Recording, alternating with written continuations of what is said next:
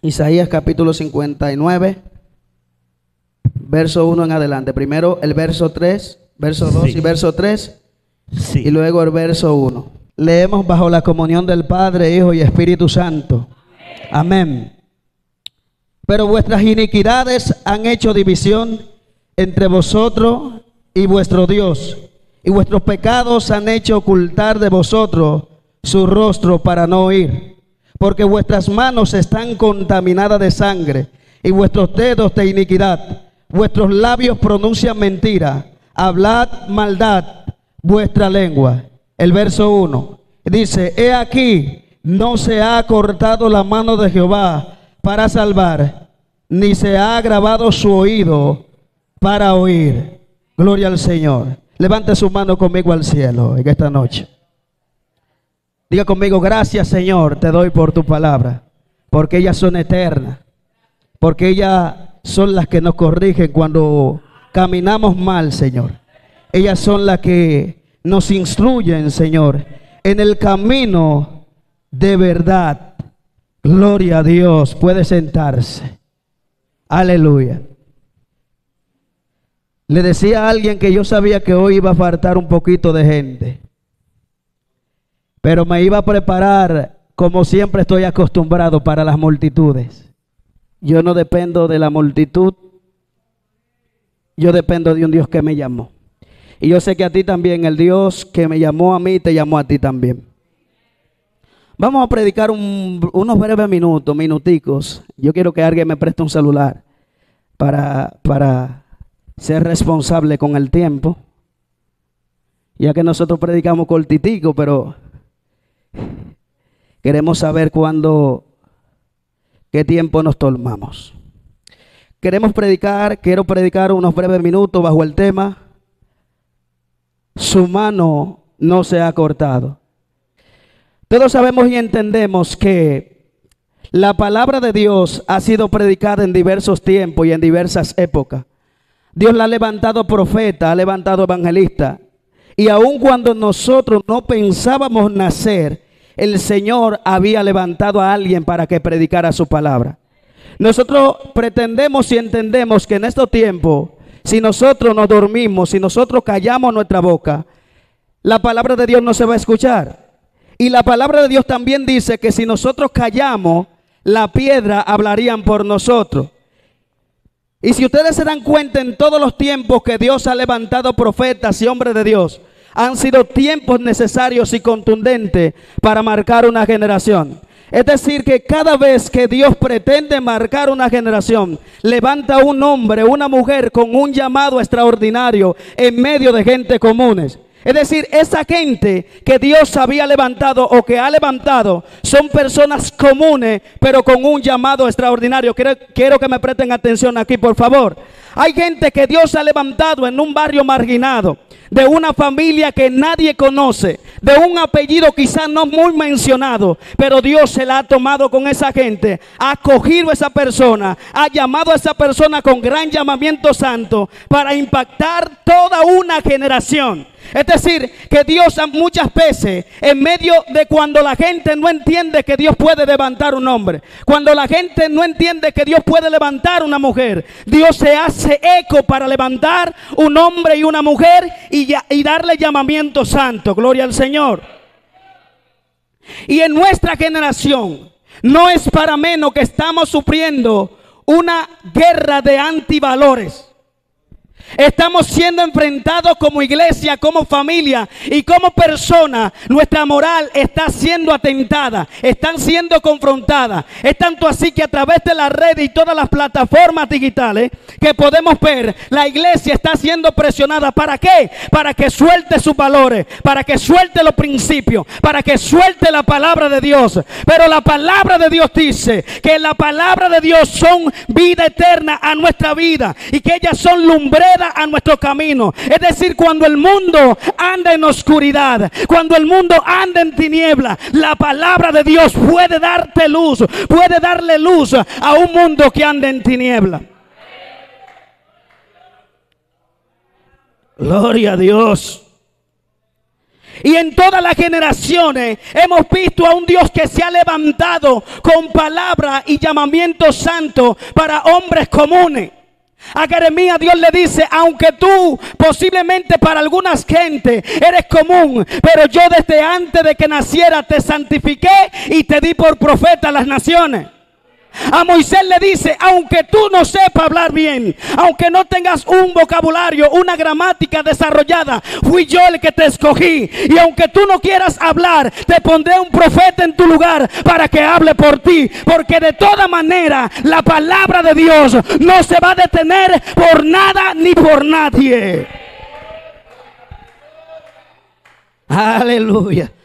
Me gusta el Dios que me llamó, porque Él se encarga de llamarte, no de una familia muy reconocida.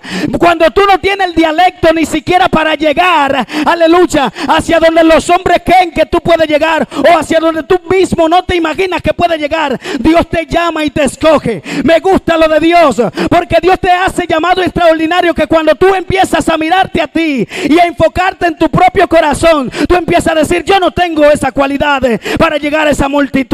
Yo no tengo esas cualidades para estar en ese lugar que tú me has mostrado. Pero lo extraordinario de Dios es que aunque tú no tengas la capacidad, que aunque tú no tengas el llamado físicamente hablando, pero el Dios que te escogió, Él sabe por qué lo hizo y sabe lo que depositó dentro de ti. Ay, Dios mío. Dios es experto en llamar a alguien que no está adecuado en el sentido humano. La gente empieza a devaluar esa gente que no tiene la calidad física, a esa gente que no tiene la capacidad intelectual, que no pueden estar en ese lugar.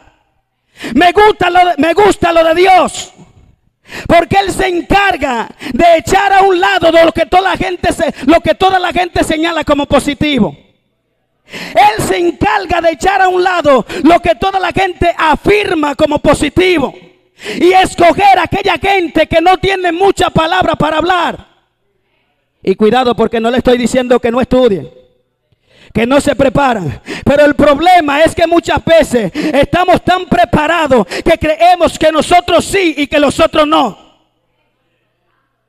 Tenemos tantas cualidades y estamos llenos de tanto ego por dentro, porque nos preparamos y tenemos diplomas y tenemos logros, que no permitimos que la verdad de Dios permee en nuestros corazones. Pero Dios te dice que cuando tú te humillas, Él te va a enaltecer sin importar la familia de la cual tú eres. Cuando tú empiezas a sonar por las redes sociales, cuando empiezan a verse los mensajes, la gente empieza a conocer un apellido. Empiezan a decir: bueno, los Brito, los Guzmán, los Sánchez. Es bonito cuando se está en la cima, pero la gente no conoce el trayecto y el proceso que ha lidiado Dios con ese que no tenía ni siquiera un apellido correcto. Por eso es que el llamado de Dios es para gente que se abran a Él y se nieguen a sí mismos. Y esto no nos gusta, porque a nosotros ser confrontados con la realidad de Dios, nuestra verdad tiene que caer al piso.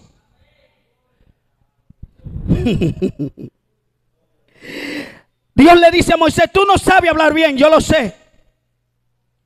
¿Cuáles son tus excusas?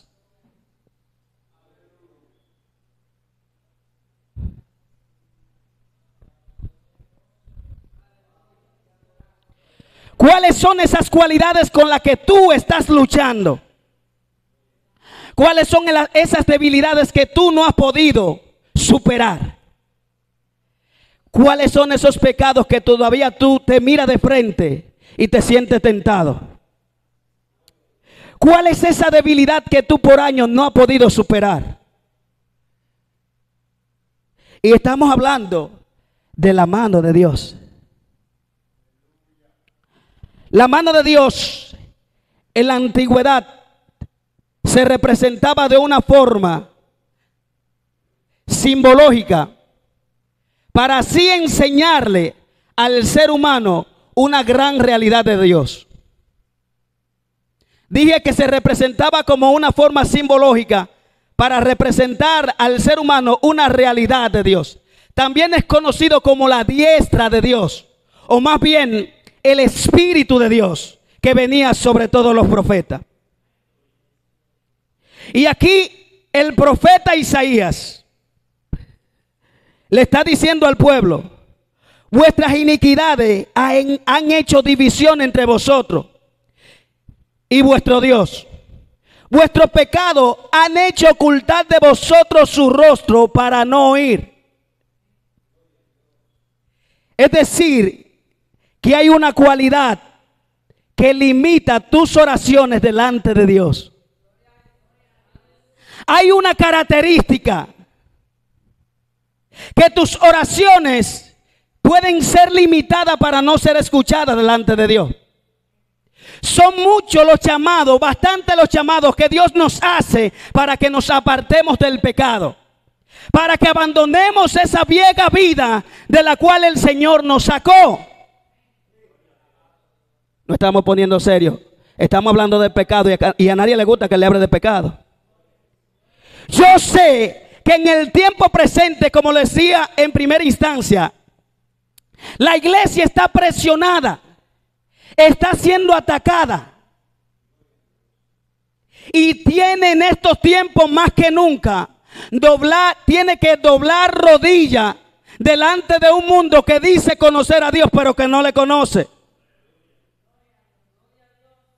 En la televisión y en todas las plataformas digitales escuchamos gente hablar de la Biblia, hablar de Dios abiertamente como si le conociera.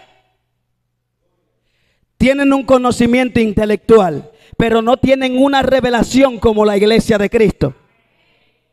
Por eso cuando la iglesia se ve presionada por un grupo de personas que con su boca dicen una cosa, pero con su actitud y con su moral señalan otra cosa, Dios levanta la mano delante de una iglesia, encima de una iglesia, para hacerle entender al mundo que todavía hay poder en el nombre de Cristo. Todavía la mano de Dios no se ha cortado. Todavía el poder de Dios está sobre sus ungidos. Me gusta porque Dios siempre que ungía a una persona,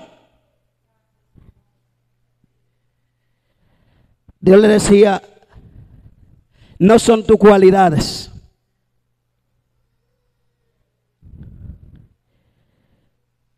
Cuando hablamos de Pablo, siempre que nos referimos al apóstol Pablo, casi siempre nos referimos a aquellos atributos y hacemos énfasis en esos atributos para identificar que Dios escogió a Pablo por sus atributos. Pero antes de que Pablo fuese un fariseo de fariseos, antes de que Pablo fuese escogido por el Sanedrín para ser un perseguidor de los cristianos, ya Dios le había escogido. Es decir, que no son tus cualidades las que sorprenden a Dios. Dios se place de agarrar a un rey y hacerlo comer hierba, pero también se place de agarrar a un burro y ponerlo a hablar. Dios no tiene una característica humanamente disponible. Dios prepara a una gente para hablar en cualquier lugar. Si Él se plació de un burro para hablar en un momento determinado, ¿qué no sería de los hijos? Tus cualidades no sorprenden a Dios. Tus debilidades no sorprenden a Dios. Dios no es sorprendido por el pecado que cometiste hace 5 años. A Dios no le toma de sorpresa la maldición generacional que ha venido por tanto tiempo en tu familia. Dios no le llama la atención si eres producto de una violación. Dios no le llama la atención si eres producto de una familia intelectualmente reconocida. El Dios que yo conozco es un Dios que llama sin importar la cualidad del hombre. La Biblia dice que Dios no mira como mira el hombre. Y quiero que ustedes hagan énfasis aquí. El hombre mira, es inevitable que nosotros no miremos lo que está delante de nuestros ojos. Es tanto así que instintivamente, sin darnos cuenta, le brindamos los mejores asientos a aquellas personas que andan mejor vestidas. Saludamos de manera positiva a esa persona que anda mejor vestida y anda mejor montado. Porque Dios es diferente a nosotros. Dios no mira lo que está delante de sus ojos humanos, delante de los ojos humanos del hombre. La Biblia dice que Jesús no tenía necesidad de que los hombres le hablaran de los otros hombres, porque Él conocía lo que había en el corazón. Hay gente que está podrida por dentro, pero por fuera tú la ves sonriendo. Me acuerdo que hace como 4 años atrás, 4, 5, 6 años atrás, para no hablar de mentira. Me acuerdo que en el supermercado yo vi una profesora.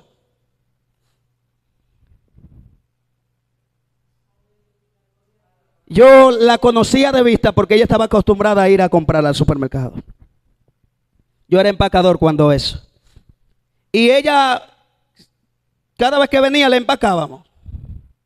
Y un día nos topamos con la historia de Eliseo y la mujer que no podía dar a luz, que tenía complicaciones. Pero la mujer le preparaba siempre una habitación al profeta. Y cuando estamos hablando entre los empacadores y un muchacho cristiano empacador que estaba ahí y un cajero que era cristiano también, la mujer escucha la historia, lo que nosotros estábamos hablando. Y ella amarra la cara. Ustedes saben cuando uno dice que amarra la cara, puso la cara como... Y yo me di cuenta de que pasaba algo porque estábamos hablando de la historia y ni siquiera con ella. Pero ella amarró la cara. Y yo le pregunté a ella, yo le dije, ¿usted tiene hijos? Ya usted sabe, una mujer como de 45 años. No era vieja, pero para la etapa de tener hijos, claro que no se comparaba con Sara. Porque el asunto de Sara era otra cosa. Pero la mujer ya pasaba de una edad en la cual podía tener problemas. La mujer me dice, no, yo no tengo hijos, pero tampoco lo necesito. Con esa amargura. La familia de esta mujer quizás se sentía alegre por esta mujer, porque esta mujer había tenido tanto logro y tanto premio en el sentido de educación. Era una de las maestras en su liceo más sobresaliente. Había obtenido diploma, había obtenido esto, qué sé yo cuánto. Y empezó a nombrarme de los diplomas que ella tenía. Pero yo le pregunté, yo le hice una sola pregunta y ya usted va por los diplomas. Yo le pregunté que si tenía hijos. No, pero no me hacen falta. Yo le dije, la necesidad en el caso de toda mujer y de toda familia es tener un hijo. Se convierte en una necesidad. ¿Y su esposo qué dice? Él está bien. Yo no le doy mente a eso. Y con la cara amarrada como uno de esos que le habló a Balaán. La mujer tenía la cara amargada. Yo le dije, pero yo creo en un Dios que puede abrir matriz. ¿Usted tiene problemas? Yo fui directo al grano. Sí, los médicos me han dicho, no me han dado cosas positivas, pero yo como quiera nací para vivir así, alegre, pero con una alegría ficticia. Y yo le dije, el Dios que llamó a ese profeta, me llamó a mí. Y el Dios que le habló a ese profeta, me ha hablado a mí. Y el Dios que usa a ese profeta, puede usar a cualquiera. Dios no tiene límite. Dios no tiene edades. Dios no tiene tiempo. Dios transcurre, el tiempo transcurre dentro de Dios, pero Dios también tiene la capacidad de transcurrir dentro del tiempo. Dios no se limita. Dios me conoce a mí, si es que llego a los 80. Cuando yo tenga 80. Dios te conoce a ti desde antes de caer en el vientre de tu madre. Desde antes de caer en el vientre de tu madre, la mano de Dios estaba posada allí. Yo empecé a declararle todas esas palabras y al final concurrimos en una oración. Yo le dije, yo conozco a un Dios que hace milagros. Y si Dios le dio un hijo a esa mujer que era más vieja que usted, a lo mejor. Y le dio un hijo a Sara, que también era más vieja que usted. Es un grupo de mujeres ahí que eran todas viejas, que se le habían cesado la costumbre. Usted no se le ha quitado la menstruación, seguro. O la costumbre. Sí. Gloria, por cualquier cosita pueden censurar un mensaje ya. Estamos en una libertad tan maravillosa que toco ese tema en las redes sociales, que hoy se le hace viral un video a un homosexual exhibiendo su sexualidad, dando a entender que es una sexualidad limpia y sana. Pero nos censuran un video en el cual hablamos de Cristo y de la verdad de su palabra. Y nosotros tan tranquilitos que estamos a veces. Cuando la verdad es silenciada, la mentira parece verdad. Cuando la verdad es silenciada, la mentira parece verdad. ¿Por qué? Porque lo único que se escucha es mentira. Si usted se calla en donde usted está y no habla la verdad de Cristo, va a venir un mentiroso, un brujo, y va a hablar de que él hace milagros, porque tú no estás hablando de los milagros. Para manifestarse los milagros de Dios, tiene que haber una iglesia que hable de los milagros de Dios. Para manifestarse las señales del reino, tiene que haber una iglesia que hable de las señales del reino. Para manifestarse el poder de Dios, tiene que haber un ungido con la mano de Dios encima, que le diga al mundo, vamos a hablar la verdad del reino. No nos van a callar. El sistema no puede callarte. Las redes no pueden callarte. No te pueden callar. Porque si la verdad de Cristo ha sido establecido en tu corazón, tú tienes que hablar y no callar. Está como guapo ustedes. Concurrimos con una oración. Oramos por la mujer empezó a llorar ahí, para hacerle corta la historia. Oramos como en eso de diciembre 27. Y ya en enero, febrero, marzo, abril. Como el 4 de abril, yo veo a esa señora. Yo no la estaba conociendo porque está bonita, se puso. Viene corriendo y le topa a una profesora que estaba por allá. Yo ni la estaba conociendo, por eso yo no quería empacar, porque yo no la conocía. A lo que no conocíamos casi ni le empacábamos, pues ya conocíamos los clientes. Y la mujer viene toda bonita con el pelo chorreado y le dice a una compañera, mire ese, y viene y me abraza, me brinca encima, y yo le estoy mirando y yo digo, ¿quién es esta mujer? Yo la abrazo y le digo, ¿cómo está usted? Y esto, y alegría para todo el mundo, como si yo la conociera, porque yo no me estaba acordando de ella. Y ella me dice a mí, ¿tú no te acuerdas de mí? Y cuando hace así con el cabello, yo le dije, ver aquí la mujer. Ah, sí, claro, yo me acuerdo de usted. Pero ¿tú te acuerdas cuando ustedes oraron por mí? Pero yo no me lo podía pegar mucho, aunque ella me abrazó, porque tenía la barrigota. 4 meses y tenía una barriga como si fuera la luz. Yo le dije, bueno, parece 9 meses. Algo que yo le dije a ella antes de orar por ella, yo le dije, cuando Dios le dé ese hijo, no se olvide de Dios. Yo oré por esa mujer, oramos por esa mujer. Yo no hice milagro porque yo nunca he hecho un milagro. Yo quiero aprender a hacerlo, a ver cómo que se hace. Pero por más práctica que uno tenga, ni los doctores hacen milagros. Al doctor más inteligente se le ha muerto pile de parientes. Ah, ese doctor qué sé yo ¿cuántos muertos tiene? Tienen varios en la costilla. El tipo es inteligente, pero nunca ha tenido la capacidad de intelectualmente salvar a una persona. Lo que estaba pasando con el pueblo de Israel era que el pueblo de Israel se había sumergido en sus pecados. Por eso es que en el libro de Isaías usted va a encontrar acerca de la revelación de Jesucristo como el Mesías. Va a encontrar la gloria de Dios revelada a un hombre. Cómo la gloria de Dios escoge a Isaías. Y aún él habitando en pueblo de labios inmundos, aún siendo un hombre prácticamente común, Dios lo elige para dar un mensaje que para su generación era muy adelantado. Hablar de que vendría un hombre que predicaría y que hacía milagros, es como tú decirme a mí que estoy sumergido en la más extrema pobreza, en el lodo más profundo del infierno, y tú decirme a mí que hay salvación para mí. Por eso es que se constituye tan fácil predicarle a aquella persona que tiene jipeta. Se van a poner serio aquí. Se constituye más fácil predicarle a una gente que nunca ha pecado.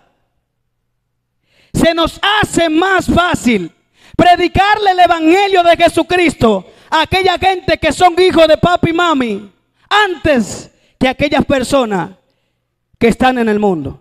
Y esto se lo digo porque precisamente hace como 4 días atrás, le voy a dar este pequeño testimonio dentro de este mensaje. Nunca soy dado a los testimonios, pero sé que esto va a servir de edificación.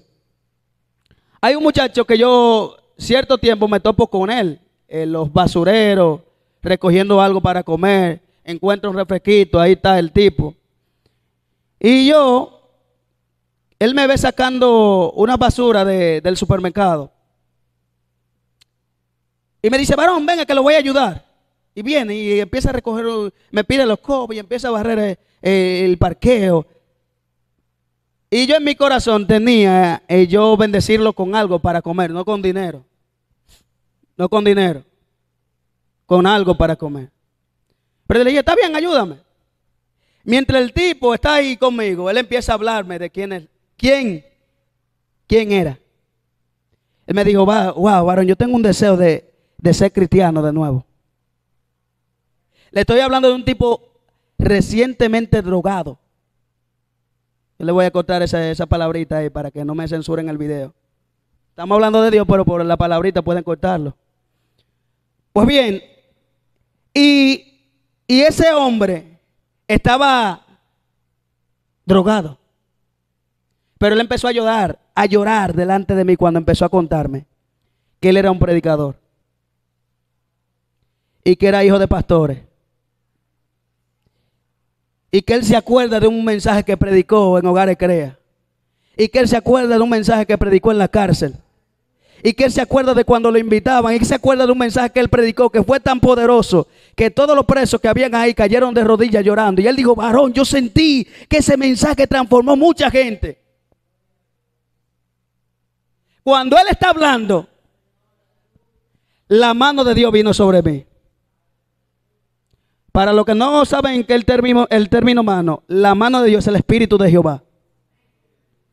El Espíritu de Dios vino sobre mí. Yo me engranojé y me quedé como electrocutado escuchándolo. Yo no podía hablar, lo escuchaba simplemente. Y a él le salieron los lagrimones. Y yo en ese momento, cuando él cayó, lo único que me salió a decirle, pero el Dios que estuvo contigo en ese momento es el Dios que nunca se ha apartado de ti y que todavía tú estás vivo por su gracia. Empezó a llorar, se sentó y dijo, varón, yo no quiero ser así. Le estoy hablando de una realidad vivida. Para nosotros se nos hace fácil criticar al que se droga. Para nosotros como iglesia se nos hace fácil señalar a aquel que no piensa lo mismo que nosotros. Pero ¿qué pasó con él? ¿Qué lo llevó a ese estado? Y no estoy disculpando ni pasándole en bañito tibio. Lo que estoy diciendo es que para esa gente tiene que existir la iglesia de Cristo que le predique el evangelio. El mismo Dios que te salvó a ti, el mismo Dios que te llamó a ti, es el mismo Dios que está llamando a esa gente. Dios se complace de llamar a esa gente. ¿Sabe para qué? Para hacerle entender lo que le hizo entender a Pablo. Lo más vil de este mundo. Pablo sin Dios no tenía salvación. Era un tipo bien religioso. Era un tipo que se sabía la Biblia. Era un apologista. Era un defensor de su fe. El tipo tenía Biblia y tenía machete también. Tenía Biblia y tenía machete. Y estaba bien respaldado. Todos los políticos, los religiosos estaban con él. Pero estaba muy alejado de Dios. Y así tenemos una generación de hombres y mujeres que están alejados de Dios. Y no se van a poder acercar a Dios si no hay una iglesia que le presente a Jesús. Que le presente a la iglesia evangélica. No, que le presente a Jesús. La gente está cansada de escuchar un grupo de evangélicos vacíos. La gente está cansada de escuchar un grupo de religiosos sin práctica, sin espíritu. La gente está cansada de escuchar un grupo de letras sin espíritu. La gente piensa que solamente Pablo hablaba de la letra así, escrita. Yo creo que hay un grupo de cristianos que tienen letras también. Son bien letrados, son intelectuales. Pero yo mismo he comprobado, y se lo digo a sinceridad, he comprobado que por más que uno intente predicar sin estar lleno del Espíritu de Dios, no podrá lograr grandes cosas. Nosotros necesitamos todos los días lavarnos en el río de Dios, sumergirnos en el río de Dios, para que el río de Dios cause efecto en nosotros y luego nosotros causar efecto en la gente. Yo creo que hemos sido llamados como iglesia a mostrarle al mundo que la mano de Dios está sobre los hijos. Y que, como decía Pablo, Jesús, mediante su propia carne, nos reconcilió a nosotros con su Padre, con Dios. Y no hizo eso solamente, sino que nos encargó a nosotros el ministerio de la reconciliación. Es decir, que Cristo hizo su papel y luego que hizo su papel, sirvió de ejemplo y dijo: yo lo restauré a ustedes. Ahora sean ustedes restaurando al mundo con el Padre. En esta generación, vuelvo y lo repito, que no se le olvide, la iglesia, esta palabra me gusta tanto. La iglesia, cuando usted mira las redes sociales y las noticias cristianas, se va a dar cuenta que en diferentes partes del mundo la iglesia está siendo atacada. Quizá usted no ve que en República Dominicana están agarrando una escopeta para matar cristianos. Pero hay cosas que muchas veces son más fuertes. Porque si vemos que a una iglesia entera lo fusilan, decimos, se están levantando contra nosotros. Pero el diablo se ha encargado de meter herejías encubiertas entre nosotros para que perdamos la realidad. De tal manera que ahora no se está saliendo a matar cristianos con fusiles. Ya se están matando con palabras, con falsas enseñanzas. Y si tú ves la noticia, las miles de atrocidades que hay, te vas a dar cuenta que los tiempos finales para la iglesia ser levantada están a punto de acontecer. Mucho tiempo lo vivimos predicando, pero yo creo que estamos viviendo los tiempos de extra gracia y misericordia de Dios. Repito, la iglesia está siendo atacada con argumentos satánicos y con mentiras que al fin y al cabo parecen verdad, porque están logrando que muchos cristianos sean silenciados. Yo creo que hoy más que nunca es hora de doblar rodillas y de tomar las redes sociales Yo creo que hasta el que no sabía tomar el maquito en su celular y hablar palabras de vida tiene que hacerlo. Porque la gente pasa hasta 9 horas pegado de un celular. Y tenemos que utilizar toda la herramienta como servidores de Cristo para alcanzar a esa gente. Y le digo estas palabras, porque estas palabras, antes de yo decírselas y comunicárselas a ustedes, han estado trabajando en mi corazón. Hemos sido demasiado irresponsables con excusas baratas.